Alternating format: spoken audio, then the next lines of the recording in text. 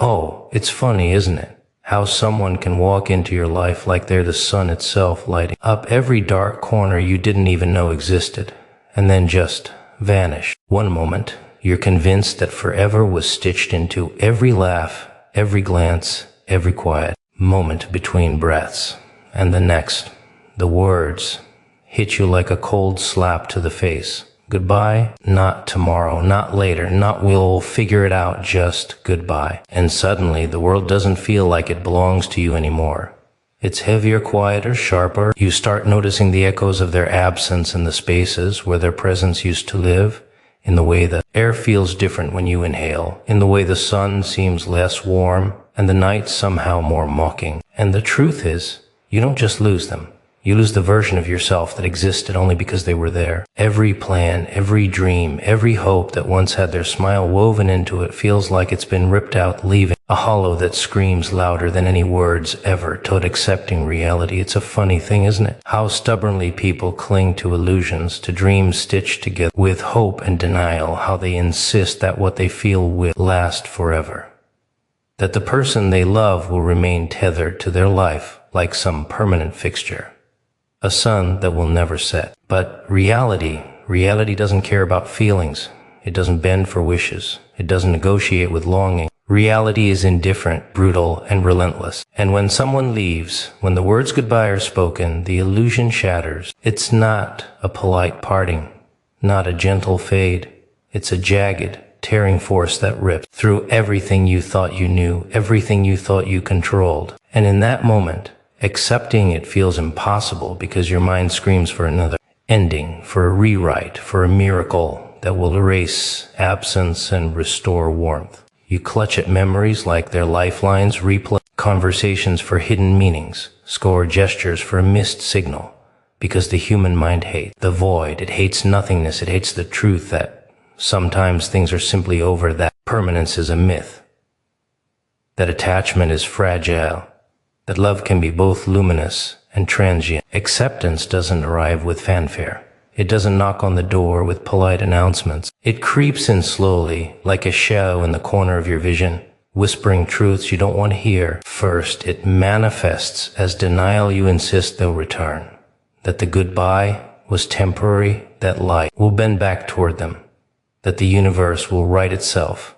If you just wait long enough, you examine every detail, replay every smile, every touch, every promise, trying to find a reason to hope, to claim that permanence, to defy the cruel rules of reality. But the longer you linger in denial, the more reality tightens its grip. It doesn't negotiate, it doesn't care about fairness, it doesn't indulge your fantasies. It simply exists, unchanged, relentless, indifferent, and eventually the denial begins to crack.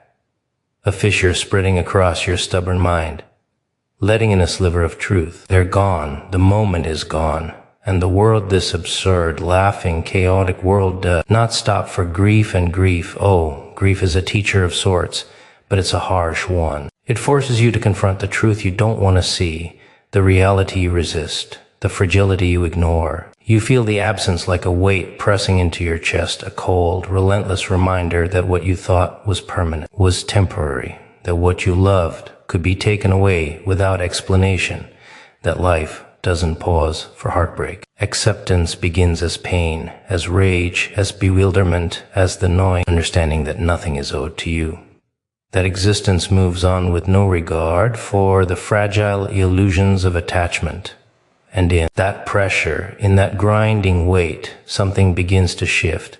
You start to see that holding on to denial only prolongs suffering, that clinging to what is no longer there doesn't summon them back, doesn't restore warmth, doesn't bring back laughter or touch. You start to understand that reality doesn't negotiate with longing, doesn't pause for tears, doesn't wait for reconciliation. And the strange thing about acceptance is that it isn't a single, sweeping moment of clarity. It is jagged, fragmented, chaotic. It creeps in during small ways, in the silence where their voice used to be, in the spaces between heartbeats where their presence once lived, in the realization that the world continues even as you feel hollow. It whispers that life moves on, indifferent and unrelenting, that attachment is a fragile thread easily broken, that love is volatile and impermanent, and that the first step to surviving this chaos is acknowledging the truth without decoration, without excuses, without illusions. You begin to confront the emptiness, the void,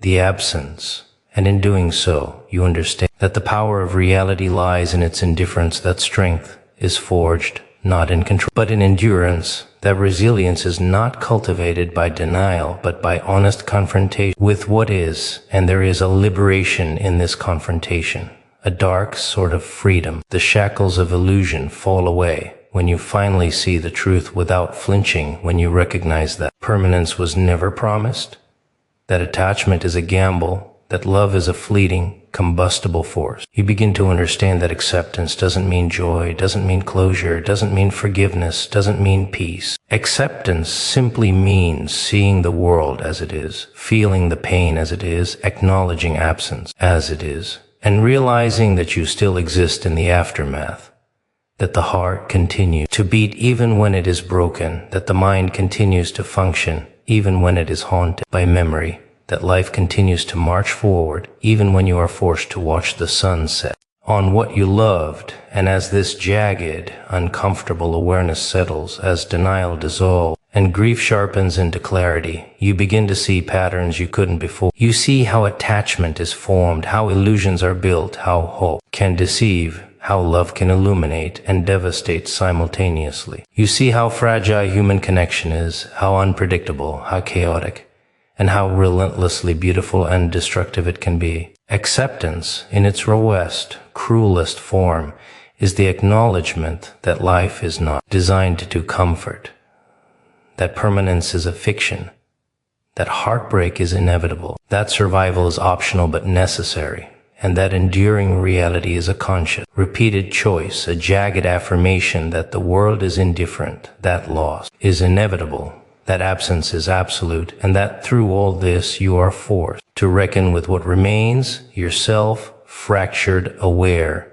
and defiantly existing. You realize that accepting reality is not about erasing the past, not about pretending absence isn't painful, not about denying the sharp edges of memory. It is about seeing the world with unflinching eyes, about embracing chaos without flinching, about holding the hollow spaces inside you without surrendering to them, about understanding that attachment, loss, love, absence, grief, and survival are all intertwined, woven into the same unpredictable, jagged tapestry of existence, that life moves forward with or without your consent, and that the first step in reclaiming power is acknowledging that reality doesn't care, reality doesn't negotiate, and the only thing you control is how you endure, how you feel, how you continue to exist, jagged, fractured, and unrepentantly alive, embracing chaos. It's one of the cruelest lessons life teaches, the kind you don't see coming until it's already wrapped its jagged fingers around your chest and squeezed until you can barely breathe. Chaos doesn't knock politely, it doesn't give warnings, it doesn't offer excuses. It crashes in, loud, relentless, absurd, and suddenly everything you thought you controlled, everything you relied on, everything you trusted, becomes a fragile, laughing illusion. And the human mind, oh, it wants structure, it craves rules, it demands reason. We try to categorize, rationalize, label, tame the storm, but chaos laughs at all of it. It twists what was familiar into something strange, distorts the ordinary into reminders of how unpredictable life can be, and forces you to confront a truth you've been avoiding, that nothing is permanent, nothing is guaranteed, nothing is safe. You start noticing it in subtle ways first. A missed call that was never returned, a smile that felt different, a glance that lingered too briefly, a silence that speaks louder than words. Chaos doesn't arrive with fanfare, it whispers, it lingers, it grows, until it's impossible to ignore, until the walls you've built around your life start to crumble, revealing the fragility that's always been there, waiting for the right storm to expose it. And the strange beauty of chaos is that it forces introspection, though no one ever asks for it politely. It makes you look at yourself, at your choices, at your attachment, at the illusions you've nurtured, like fragile glass figurines You realize how much you relied on people, on circumstances, on hope itself, and how little control you truly had. The mind rebels, naturally, because no one likes to admit that control is a myth, that certainty is a lie, that permanence is an illusion. You replay events in your head, trying to stitch together a narrative that makes sense, trying to assign blame, searching for patterns that aren't there, searching for a reason, a logic, a structure to explain the chaos that has upended your world. But chaos doesn't explain itself, it doesn't justify, it doesn't negotiate. It exists as it wills, and you are left to navigate it, untethered, unprepared, exposed. And in that exposure, in that raw confrontation with unpredictability,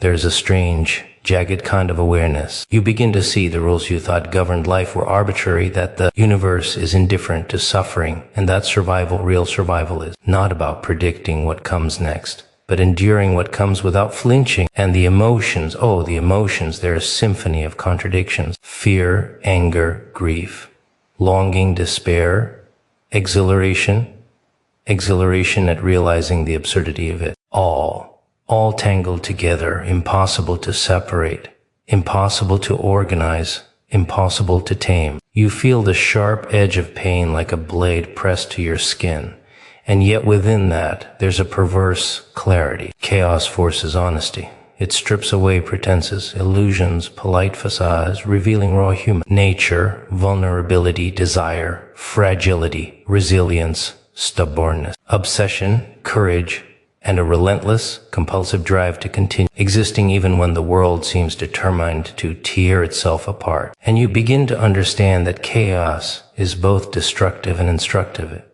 It shows you the limits of control, the fragility of attachment, the absurdity of expectations, the unpredictability of human behavior, the fleeting nature of connection, the inevitability of loss, and the relentless, absurd, ironic persistence of life, which keeps moving even when everything you relied on collapses. And amidst this relentless turbulence, you discover patterns you hadn't noticed before. Not patterns in the sense of control or comfort, but in the sense of rhythm, of repetition, of survival. Chaos forces you to notice resilience where it hides, in the smallest gestures, the tiniest decisions, the subtle movements of the heart that keep you alive. You notice how the mind adapts, how the body endures, how grief transforms into awareness, how fear sharpens perception, how anger fuels motion, how despair teaches endurance. You begin to realize that chaos is not just an external force. It is internal as well. The mind generates it. The heart amplifies it. Memory sustains it. Longing intensifies it. Within that same chaos, there is an opportunity, a twisted little chance to discover who you are without the scaffolding of expectation, without the comfort of predictability, without the illusions you once clung to. You start to see yourself jagged, raw, unpredictable, alive, as chaotic as the world around you. In that reflection, there's a strange, unpolished liberation, and liberation, of course, isn't gentle. It doesn't arrive with a pat on the back or a comforting smile. It arrives in the form of stark awareness that control is a lie, that attachment is fragile, that love is volatile, that people leave, that absence is inevitable, that life moves on regardless, that permanence is a myth, that survival is optional but essential. It arrives as the recognition that your response to chaos is the only agency you truly possess, that endurance is a decision repeated moment by moment, that self-awareness is forged in the crucible of unpredictability, that resilience is cultivated in the face of relentless uncertainty, and that through all of this, through fear and pain and absurdity and grief, you begin to feel a perverse kind of power, the power to face reality without flinching, to navigate the storm without illusions, to witness the absurdity without surrender, to exist jagged, fractured, unpredictable, and alive, knowing that chaos will always come again, and that you will meet it unbroken, learning, enduring, laughing at the absurdity of it all, feeling everything, knowing everything, surviving everything, recognizing the power and fragility of attachment, Now that's a joke the universe plays on everyone. We think we're strong, we think we're independent, we think we're in control of our hearts, our lives, our choices, but then someone walks in, smiles at you, laughs with you, and suddenly all of that disappears like smoke in the wind. Attachment is funny, it whispers, promises, offers illusions of permanence, convinces you that you are essential to someone else, a story, that they are essential to yours, that together you can hold the chaos at bay, and for a while, maybe even a long while, it feels like truth. You build routines, you make plans, you carve out memories, you stitch together a fragile little world that feels safe, anchored, certain. But here's the cruel part. Attachment is fragile, precarious, a delicate filament stretched across the void. And all it takes is one word, one glance, one silence, and the filament snaps, and you find yourself plummeting into an absence you didn't see coming. And it's not just about losing someone, is it? It's about realizing how much of yourself you handed over, how many pieces you offered, how many corners of your being depended on someone else to validate existence. Attachment is a trap disguised as warmth, a cage dressed in comfort, a thrill masquerading as security. You feel tethered, bound, reliant, and when the thread frays, the tether snaps. The cage opens, you're left exposed, naked to the chaos you thought you could escape. And the mind, oh the mind, it revolts. It screams at you to understand, to negotiate, to fix, to reclaim, to undo what has already been done. You replay moments over and over, searching for cracks, for warning signs, for mistakes you made, for any justification that might explain the fracture. And sometimes there is none. Sometimes attachment breaks, not because of betrayal, not because of failure, not because of malice, but because reality has no loyalty, because hearts are unpredictable, because people are volatile, because life doesn't pause for longing, and yet within the jagged edges of this fragility, there's a lesson hiding, laughing quietly. You start to understand that attachment, while powerful, is not synonymous with control. You realize that being tethered to someone else's presence, being dependent on their attention, their affection, their affirmation, is an illusion of power.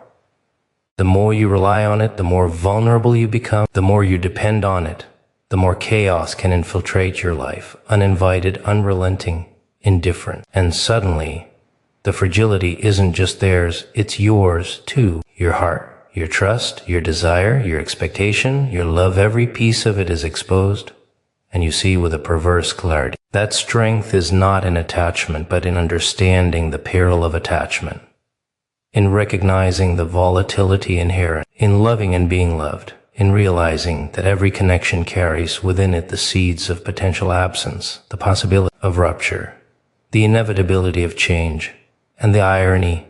Oh, the irony of attachment is delicious in its cruelty. The very thing that makes life luminous, that gives it meaning, that sparks joy and warmth and hope, is the same thing that makes life unbearable, that exposes you to grief, to heartbreak, to absence, and the mind struggles to reconcile it.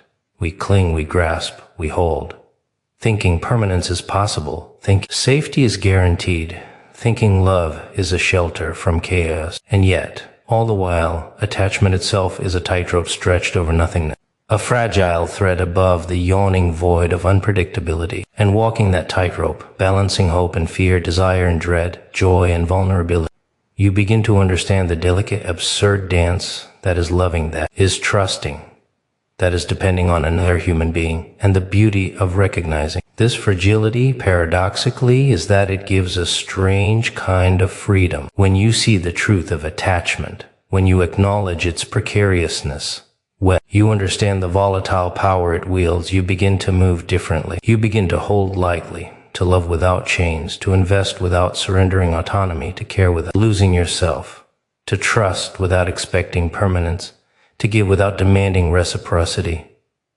You begin to see that the heart can be full even in the absence of guarantee, that connection can exist even in the shadow of impermanence, that intimacy is possible even when chaos lurks nearby, that strength lies not in clinging but in awareness, not in possession but in perception.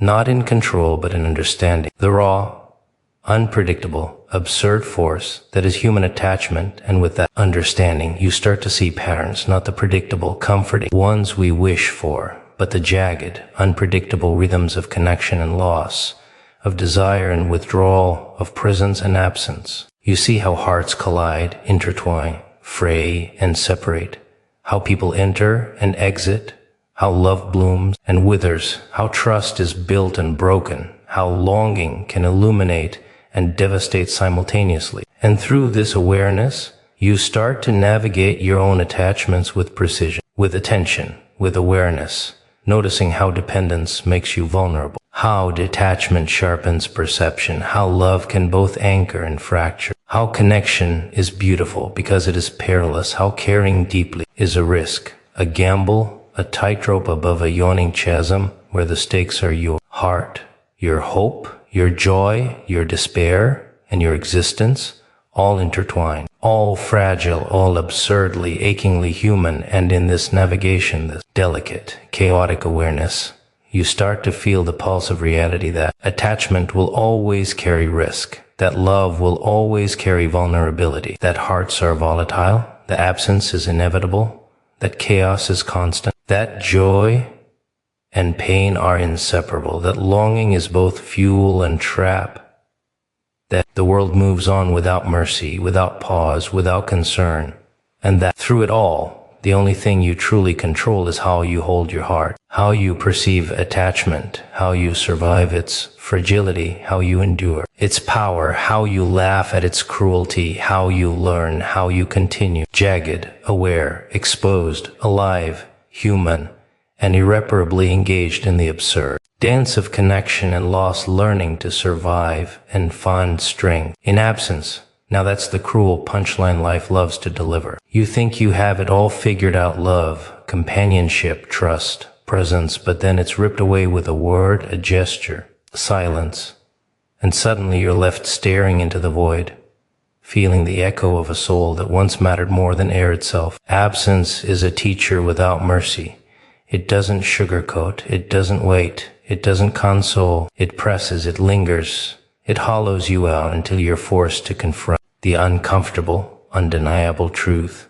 The world keeps moving even when you're broken, even when your heart screams for what was stolen, even when the laughter and warmth that once defined your days has vanished. And survival isn't heroic, it isn't glorious, isn't cinematic, it's raw, jagged, unpolished. It's about continuing to exist while the world has forgotten your name, about breathing when every fiber of your being longs to stop, about feel every fragment of pain and still managing to put one foot in front of the other. You begin to notice how absence transforms perception. What once felt ordinary now stings with a sharpness you hadn't imagined. Every corner of your world carries their imprint, the chair they used to sit in, the mug they always held. Oh, you feel it, don't you?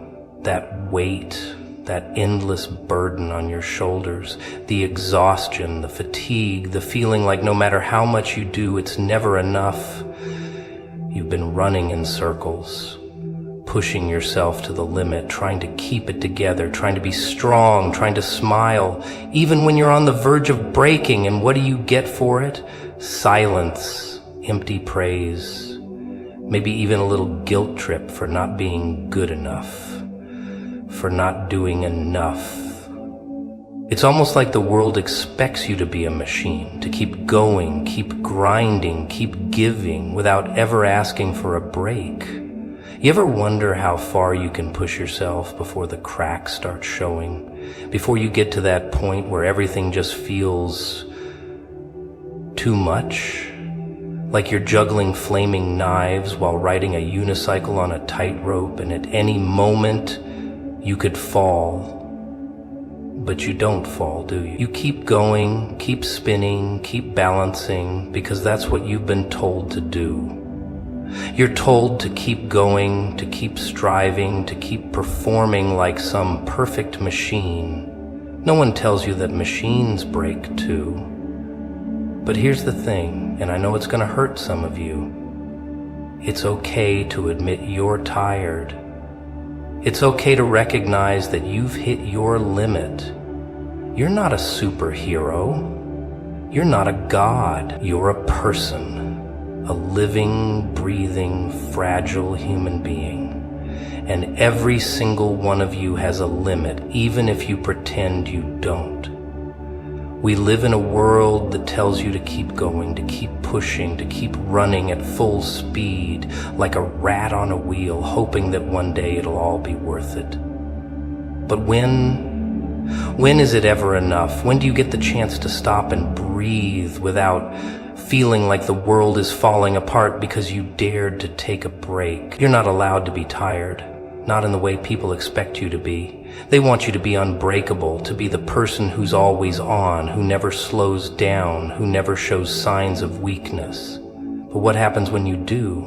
What happens when you admit to yourself, and God forbid to others, that you've had enough? What happens is that little voice inside your head starts telling you that you're failing, that you're not good enough, that you're just being lazy or weak or selfish for daring to put yourself first, for daring to say, I need a break. Funny how that works, right? The world doesn't even care that you're tired. They just want more from you. They want you to give until there's nothing left, until you're running on fumes, until you're exhausted down to your very soul. But here's a little secret. The world doesn't owe you anything. You owe yourself the recognition of your limits.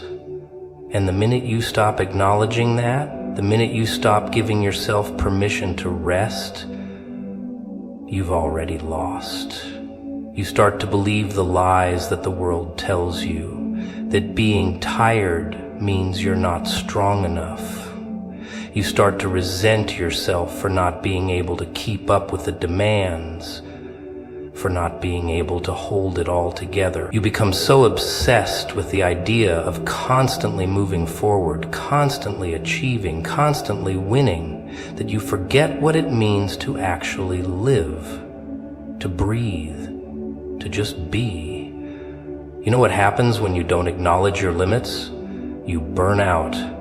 You self-destruct. You start breaking down from the inside, but you keep pushing. You keep pretending because somehow, somewhere, you convinced yourself that if you stop, the world will come crashing down. But let me tell you this. When you push yourself past your limits, you don't just burn out. You start burning others too. Because you'll be so lost in your own need to prove something, to keep up with the expectation of being perfect, that you won't even realize that you're taking everyone else down with you. You won't see it at first. It'll be subtle. You'll get a little snappier, a little more irritable, a little more withdrawn. You'll stop caring about the things that matter, and you'll start getting lost in your own mind. But you'll keep going, you'll keep pretending, and everyone around you will think you're fine. They'll see you doing it, and they'll tell you how amazing you are for being so strong, for doing it all. But in reality, you'll be crumbling beneath the surface, desperately trying to keep it together, desperately holding on to that image of perfection. You're not perfect, you never were, but it's not your fault. No one tells you that it's okay to rest. They don't teach you that it's okay to stop, that you don't need to carry the weight of the world on your shoulders, that you can let go just for a moment, just long enough to breathe without feeling guilty about it. So what do? You keep going. You keep pretending. You keep wearing that mask, that smile, and you keep on acting like everything's fine, like nothing's wrong, because it's easier, isn't it? It's easier to ignore the truth. It's easier to keep pretending you're fine when you're not.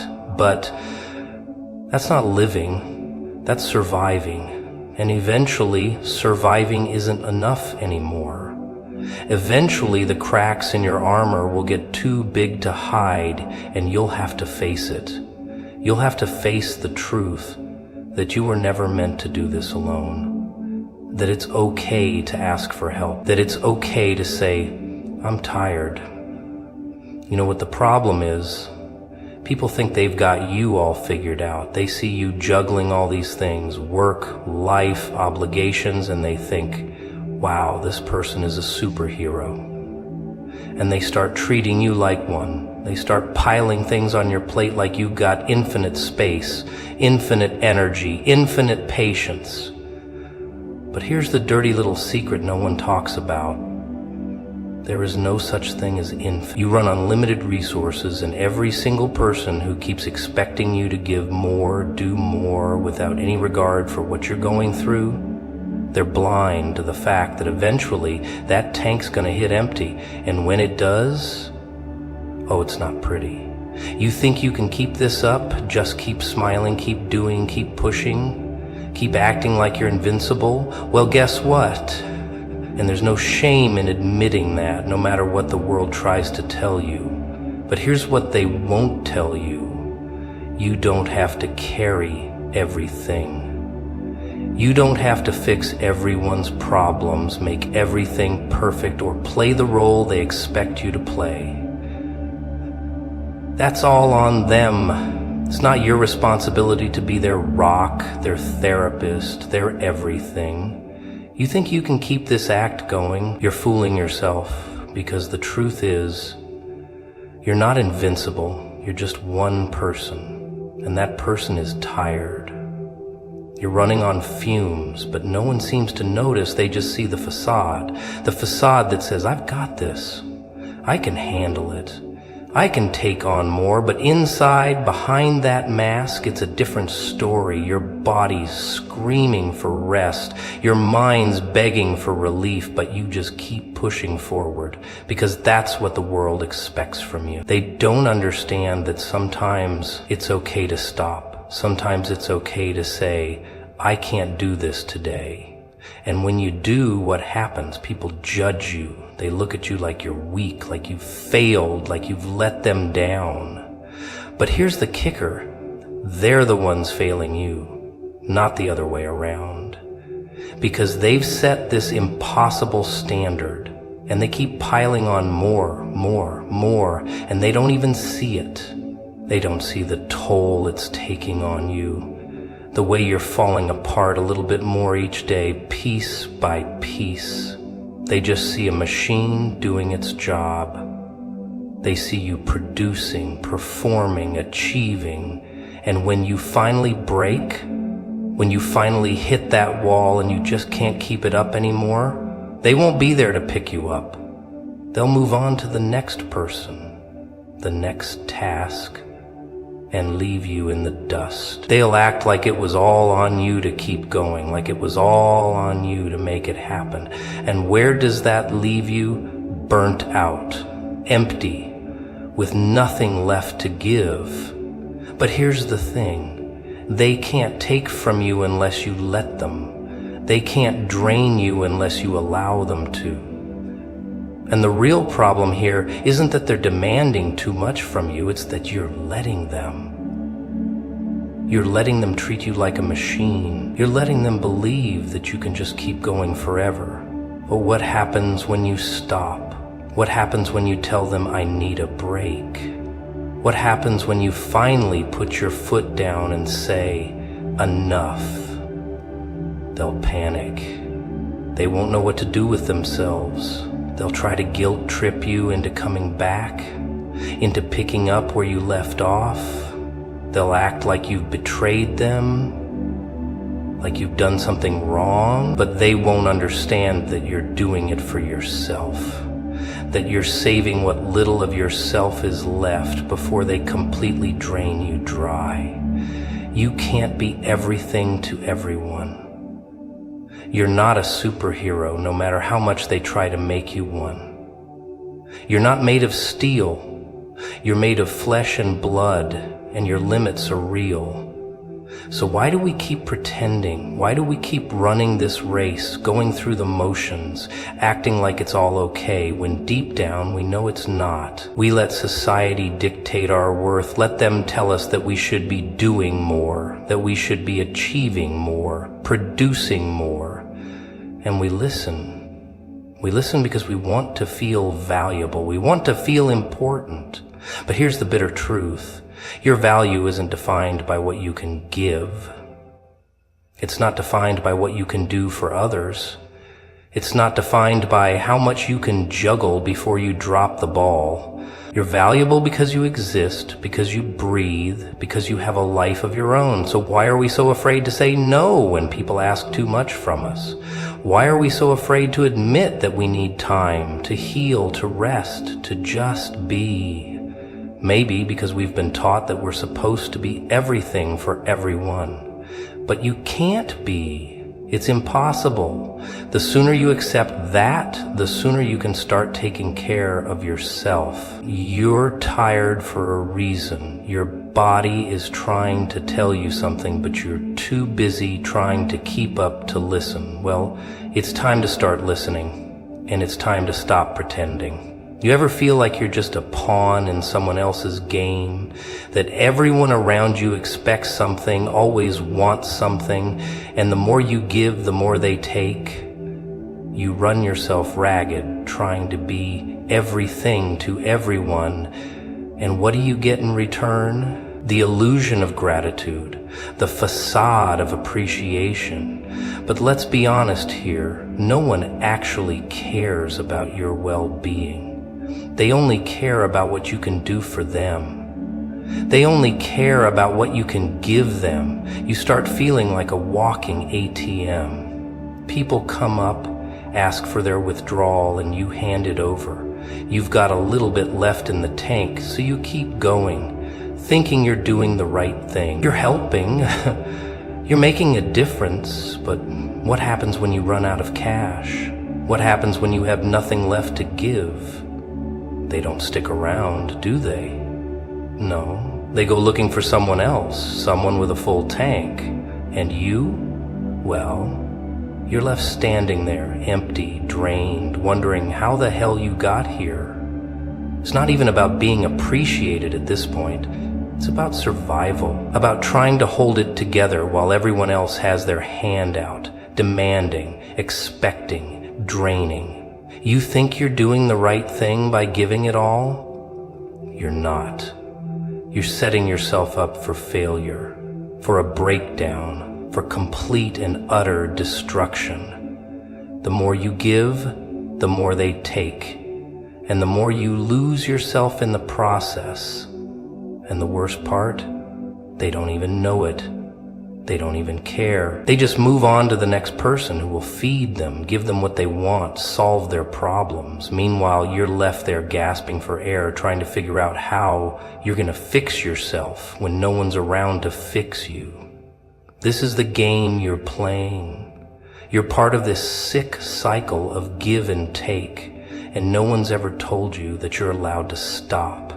No one's ever told you that it's okay to say enough. You're not a machine, you're not an endless well, and yet that's what they expect you to be. Keep giving, keep helping, keep solving. But you know what happens when you give too much? You burn out. You become a shell of yourself, just going through the motions, trying to keep up the act. And the world just keeps taking. It doesn't stop. It doesn't pause. It doesn't care. The expectations keep coming. The demands keep coming. And you, well, you're left wondering where you went wrong. When did you become so expendable? When did you become just a source for someone else's needs? It's not your fault, you know. It's not your fault that you've spent all this time playing the role of the rescuer, the helper, the fixer. It's not your fault that you've let yourself become a tool in everyone else's lives, but it's your responsibility to fix it. It's your responsibility to take a step back, to see it for what it is, and to break the cycle. Because guess what? They're never going to stop asking. They're never going to stop demanding. And if you don't learn to say no, to set boundaries, to protect yourself, you'll be trapped in this endless loop of exhaustion and resentment. They'll take everything, and when they've drained you dry, they'll move on to the next person. It's a brutal game, a cold game, but you don't have to play it. You don't have to be everyone's punching bag. You don't have to be the person everyone calls when they need something, when they're too weak or too lazy to handle their own problems.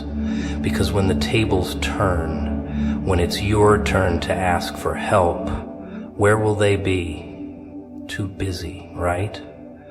Too busy with their own lives, their own problems, their own demand. They'll say, I can't right now, I've got my own things going on. But when you were the one giving, when you were the one doing, you never got that kind of excuse, did you? You never got the luxury of putting your needs first. And that's the problem. You've been running this race for too long, trying to be everything to everyone, but no one is running it with you. You're running it alone, and you're running yourself into the ground. It's a dirty game, isn't it? The moment you stop playing, the moment you stop giving, they'll turn on you. They'll act like you've betrayed them. They'll say you've abandoned them, but all you've done is take a step back and stop playing the fool. And here's the thing you've got to realize. You're not the problem. You're not the one who's messed up. You're not the one who's failing. You're just the one who's been fooled into thinking that you had to keep giving, that you had to keep sacrificing for everyone else while you withered away. That's the real problem. The moment you stop playing their game, stop being the one everyone runs to, you start taking back control. You stop being their puppet. You stop being their ATM. You stop being their rescue mission. And you know what happens then? But it's not easy. It's not a simple switch you can just flip. It's hard. Because you've been conditioned to give, to be there, to be everything for everyone. But deep down, you know the truth. If you don't take care of yourself first, if you don't set those boundaries, you're never going to be able to give anything that's real. You'll just be giving empty, tired, broken pieces of yourself until there's nothing left. So stop. Stop giving. Stop being the fixer. Stop being the one everyone depends on. Start being the one who takes care of you. You know what they say about the world? It's a giant stage, right? A stage where everyone's got their roles, their scripts, their costumes, and they're all expected to perform. They show up, put on their masks, and act out their parts. They play their role. They're the good guy, they're the hero, and they just care about what you can give them. They care about what you can do for them. They care about what they can take from you. You think you're just helping? You think you're doing something noble? You're not. You're playing into their hands. You're part of the system. And that system, it's designed to drain you, to take and take and take. And the worst part, it's not even obvious. No, it's all wrapped up in the shiny paper of do the right thing, be a good person, take care of others first. They don't tell you what happens when you're drained. They don't tell you what happens when you've given everything, what happens when you've spent yourself trying to be everything for everyone, trying to fulfill all their expectations, and you finally run out of gas. They leave you. They walk away. They find someone else because they've never cared about you. Not really. They just wanted their needs met. They just wanted what you could offer. You thought that being a hero would make you something special, right? You thought that if you gave everything you had, if you poured yourself into everyone else, that you'd get something in return. Maybe appreciation, maybe love, maybe respect. But all you got was more demands, more expectations, more need. And now, when you got nothing left, when you're sitting there, drained, empty, wondering how the hell you got here, they're gone. They've moved on, they've found someone else to take up the slack, and you're left behind, left with the mess of what you've become. But here's the thing, they don't care about your exhaustion. They don't care about your sacrifices. They don't care that you're falling apart inside. No, they only care about what you can give. And they'll move on as soon as you've given all you have. So why do we keep doing it? Why do we keep running ourselves ragged, trying to fulfill their expectations, trying to be what they want us to be? Maybe because somewhere deep down, we think we're supposed to. We think that we're supposed to put everyone else first, that we're supposed to be the savior, the fixer, the one who holds it all together. But that's a lie. It's a lie that's been sold to you by the very people who are using you. You're not supposed to be everyone's solution. You're not supposed to fix their problems. You're not supposed to sacrifice yourself until there's nothing left, because here's the truth. You can't save anyone if you're drowning yourself. You can't fix anyone else if you've broken yourself in the process. But that's the game they want you to play. They want you to keep giving, keep performing, keep showing up, and when you break, when you finally hit the wall, they won't even notice. They won't care. They'll find someone else. They'll find the next person who's willing to give, to sacrifice, to pour themselves out. It's a cycle, a sick, twisted cycle, and you're stuck in it. But here's the thing. You don't have to be stuck. You don't have to keep playing this game. You don't have to keep being the one everyone turns to, the one everyone relies on. You can say no. You can say, I need a break. You can say, I can't do this anymore. And guess what? They won't like it. They'll look at you like you've just slapped them in the face. They'll guilt trip you, make you feel like you're the problem, but you're not. You're not the problem. The problem is them. The problem is them. The problem is that they've learned to take without ever giving back. The problem is that they've learned to expect you to be their everything without ever considering that you might need something too. But guess what? You matter. Your needs matter. Your well-being matters, and it's time to stop putting everyone else ahead of yourself. It's time to stop playing the hero in their story while your own life falls apart. You've been playing this part long enough. You've been the fixer, the savior, the one everyone turns to. But you've also been the one left behind, the one who's been drained, the one who's given everything until there's nothing left. You deserve more than that. You deserve to take care of yourself, to put yourself first for once. But it's hard, right? It's hard to break the cycle. It's hard to stop being the one who always gives, always sacrifices, always shows up.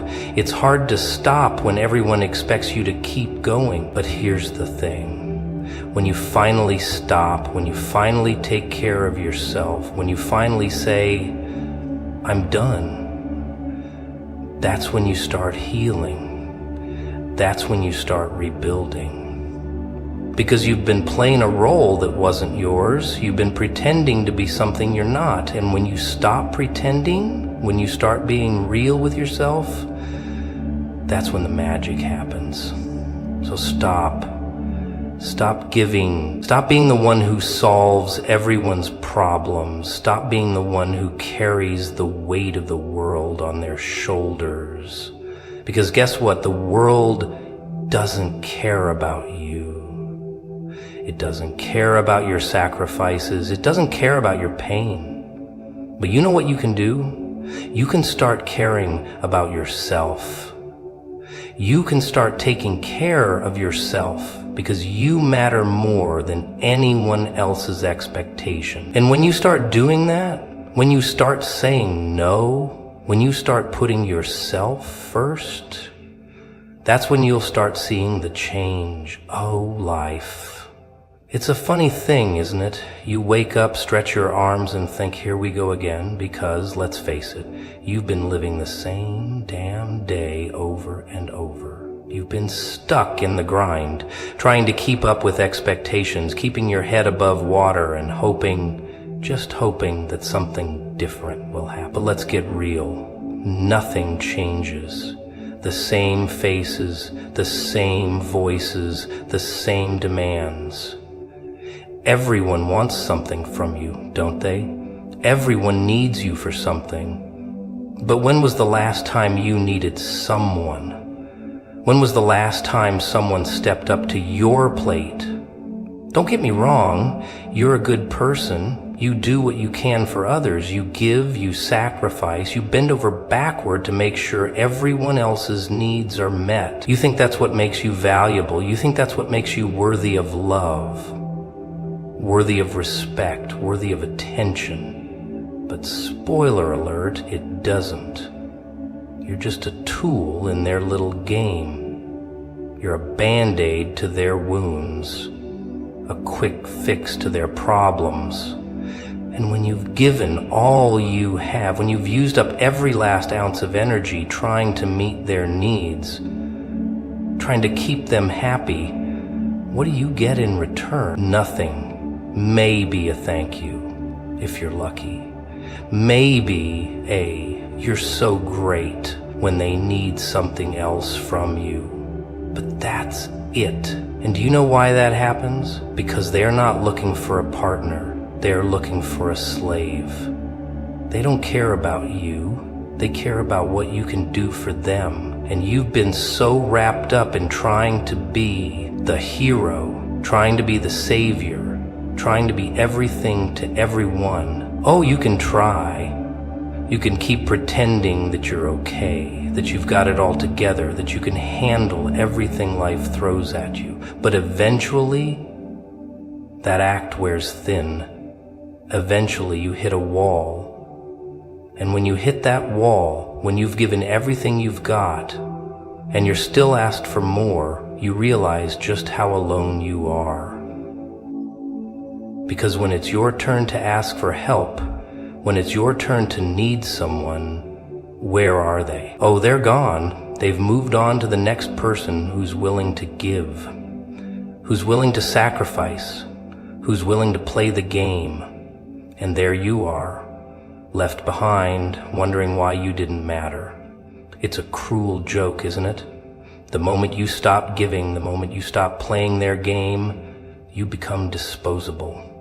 They've used you up and they'll toss you aside without a second thought. But here's the real kicker. They know exactly what they're doing. They know exactly how much they can take. And they know you'll keep giving, keep bending, keep sacrificing because that's what they expect. That's what they've trained you to do. They've trained you to believe that your worth comes from what you can do for them. But you know what? You're worth so much more than that. You're worth more than the role they've put you in. You're worth more than the endless demands, the constant takers, the people who only come around when they need something. You're not a utility, you're not a tool, you're not a machine that can be turned on and off whenever they feel like it, but they've made you think that. They've made you think that you don't deserve anything in return, that you don't need anything, that you're fine with just giving and giving and giving until there's nothing left. Well, guess what? You are allowed to stop. You are allowed to take care of yourself. You are allowed to put yourself first. But it's hard. isn't it? It's hard to break free from the role you've played for so long. It's hard to stop being the fixer, the giver, the one who everyone turns to. But here's the thing. You don't have to keep doing it. You don't have to keep pretending you've got it all together. Pretending you're okay when you're falling apart on the inside. It's not your job to be everyone's savior. It's not your job to sacrifice yourself for others. And when you stop giving, when you stop bending over backward, they'll get mad. They'll call you selfish. They'll tell you you've changed. They'll make you feel guilty for not doing what they expect of you. But that's the game, isn't it? The moment you stop playing, the moment you stop being the one who does everything, the moment you start taking care of yourself, they'll lash out. They'll try to make you feel like you're the problem. They'll try to convince you that you're wrong for not being there for them. But that's their manipulation. That's their way of keeping you under their thumb. Because the truth is, they never cared about you. They only cared about what you could give them. And you know what? They can't have it anymore. Not unless you choose to give it. And that's the real power, isn't it? The power to say no. The power to stop being the one who always fixes, always helps, always sacrifices. The power to take care of yourself first. You don't have to play the fool anymore. You don't have to keep giving until you're empty. You don't have to keep being everyone's hero. You can choose to walk away. You can choose to take a break. You can choose to stop playing the game. Because when you stop, when you take care of yourself, when you put yourself first, that's when you find out who really cares. That's when you find out who's really there for you. And the rest, they can keep playing their little game. You're done with it. You know, there's a kind of irony in all of this, isn't there? People always talk about how you're supposed to help others, how you're supposed to put yourself second, third, hell, even fourth if you have to. They say it's selfless, it's noble, but what happens when you're so busy putting everyone else before yourself that you lose yourself in the process? What happens when you've given everything, stretched yourself thinner than the paper in your wallet, and nobody notices? They don't care. You know why? Because people never really care about the you that's left after you've given them all of you. No, they care about what you can do for them. They care about your time, your energy, your ideas, your heart, your soul, until it's spent. Then, they're off to the next hero that's willing to sacrifice everything. But that's not the kicker, no. The kicker is that you think you have to keep doing it. You think you have to keep giving and giving and giving until you're so worn out that you don't even know what your own face looks like anymore. You've got this twisted idea that to be worthy of love, you have to be constantly giving. That's the trap that society set for you, the trap they set for all of us, that if you're not bending, stretching, breaking for others, then you're a failure, that if you don't sacrifice everything, you're not worthy of love, of respect, of recognition. So you bend, you stretch, you break, and you do it willingly. Why? Because you want to be needed. You want to be important. You want to be the one people turn to when their world's falling apart. You want to be the one who fixes everything. You want to be the one who makes everyone smile, makes them feel like everything's okay again. But let's be real here, shall we? What happens when you can't? What happens when your own world falls apart and there's no one there to pick you up? What happens when the people who've been taking from you, using you, expecting you to always be the one who saves the day, suddenly decide you're not worth their time anymore? What happens then? They walk away. Oh, they don't even skip a beat. They just move on to the next person, the next savior who'll be willing to bend and break for them. And you're left standing there, empty, drained, wondering what the hell just happened. Because you've been giving and giving and giving, and now that you have nothing left, no one's there to give back. No one's there to help you. That's when the curtain falls. That's when the truth hits you like a ton of bricks. You've been played. You've been a pawn in someone else's game. You've been the one who's been used, the one who's been drained, the one who's been stretched too thin. But here's the reality check. You don't have to keep playing their game. You don't have to keep giving everything to everyone and getting nothing in return. You don't have to keep being the one who sacrifices while everyone else takes. You know, it's funny because the world teaches you that you're supposed to put everyone else's needs before your own. It tells you that you should be the one who steps up, who carries the weight, who takes the fall. It tells you that your value is tied to how much you can do for others. But here's the thing. When you do that, when you make everyone else your priority, you lose yourself. You forget who you are. You forget what you need. You forget that you matter too. And you know what happens when you forget about yourself? You become nothing more than a tool. You become an object for people to use and discard. You become a shell of who you were meant to be, just a ghost walking around, trying to please everyone else while your own heart withers away. But no one tells you this, right? No one tells you that the moment you start putting yourself first, the moment you stop bending over backward for everyone else, people will look at you like you're the problem. They'll call you selfish. They'll accuse you of not caring. They'll try to make you feel guilty for not giving more of yourself to them. But here's the truth, and it's hard to swallow. They've never cared about you. Not really. They've cared about what you could give them. They've cared about how much of yourself you could sacrifice. They've cared about how much of you they could take until there was nothing left. And when you've got nothing left, guess what? They move on. But you know what? That's their loss.